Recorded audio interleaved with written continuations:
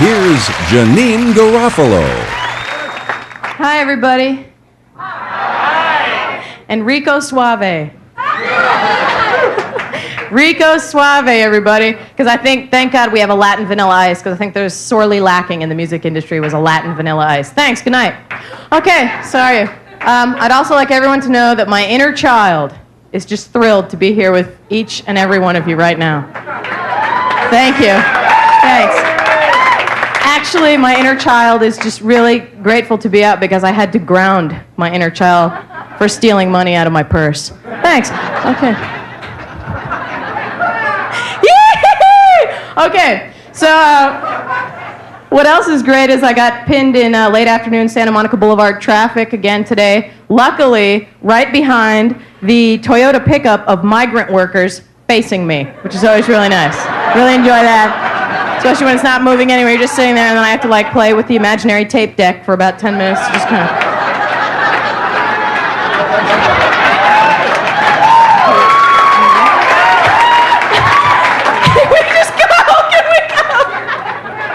They broke my spirit once again. And you would think they would want to bond with me, being that I have a 74 Nova. You'd think that we'd like each other, that we might have some common ground, maybe get together on this.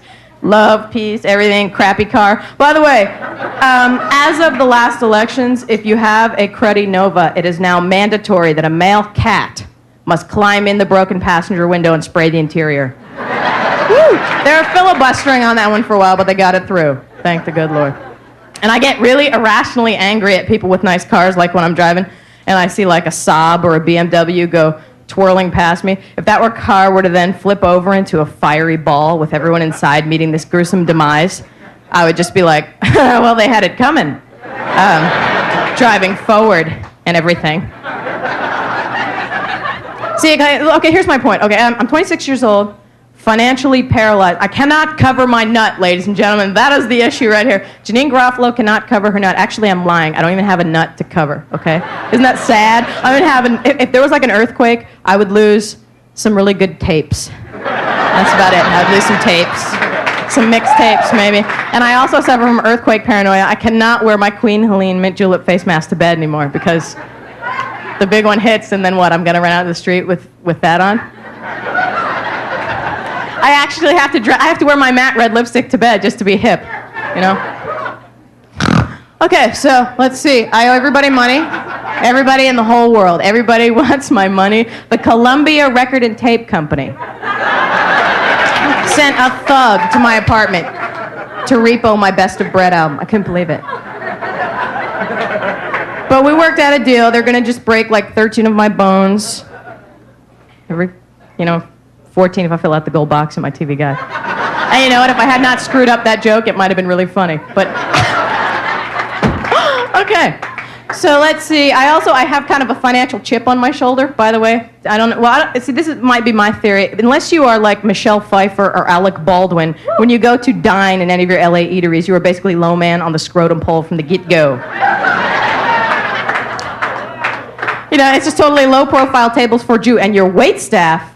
Horrible. And okay. They are actors out of work, so they're chagrined. I understand that. I empathize, but I'm giving you money. Act like you work here. How's that? Here's my plate.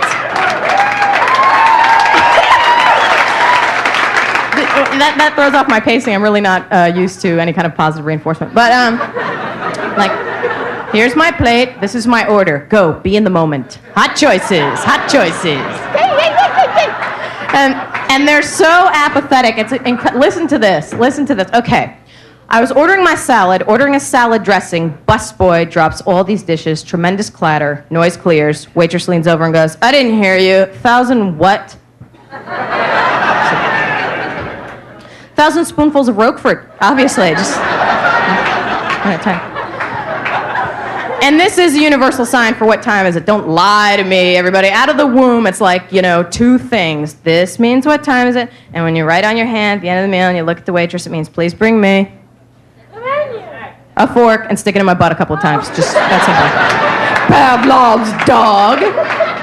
And doing this to my waitress for 15 minutes, and she's going, what? And she gets right in my face, and I go, what? bone is this right here? This one.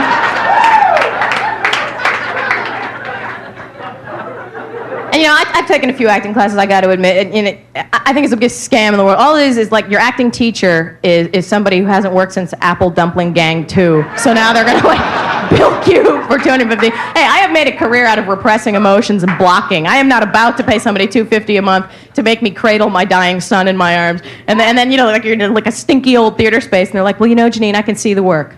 You can. Okay, you can see the work. Let me tell you why.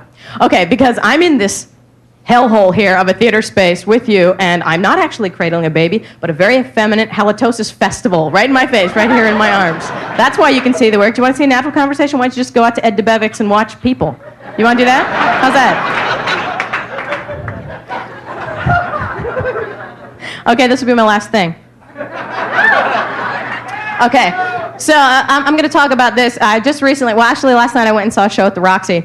And I noticed that everybody in the whole lemming-like audience, everybody was like, every time the artist came out on stage, it was like, woo! Woo! No matter what. The guy just went on stage and would be like, how's everybody doing out there? Woo! Went the mindless masses in unison. We didn't even know why we did it. It was like this knee-jerk reaction. But, you don't do that in other settings, like your doctor's office. He comes in flipping through your charts. How you feeling today? Woo!